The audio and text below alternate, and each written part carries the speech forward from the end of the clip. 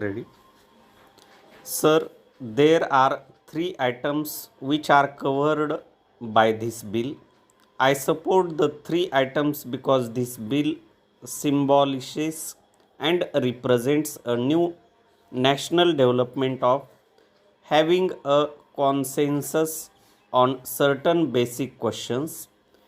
It is also a happy augury that the approach is not a negative approach, and it is not being said that the preamble of the Constitution, in so far it has been changed by the 42nd Amendment in respect of its secular or socialist character, shall go.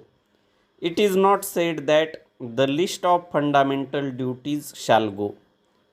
It is not said that the directive principles which were amended to provide for workers' representation or for legal aid or for conservation of natural resources will go.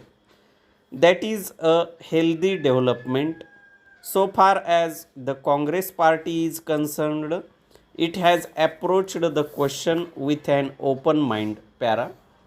Regarding the government proposal with regard to internal security, the Congress party has made it clear as a result of experience that it is opposed to internal disturbances as such, and it is against the retention of a clause as to internal disturbances in the event of the armed rebellion. As a result of recent experience, we as the Congress party stand by those provisions of the 42nd Amendment, such as the amendment to the preamble or the directive principles, and we also say that there should be no power in Parliament to declare an internal emergency. But I would like the law minister to consider this question not merely from the point of view of the 42nd Amendment, but from the point of view that the Constitution should become a dynamic instrument of socio-economic change to deal with the basic questions that are before the nation. Why did we think of the constitutional amendments? Why did the first constitutional amendment come? Why did Panditji come to Parliament with the first constitutional amendment? It was because our legislation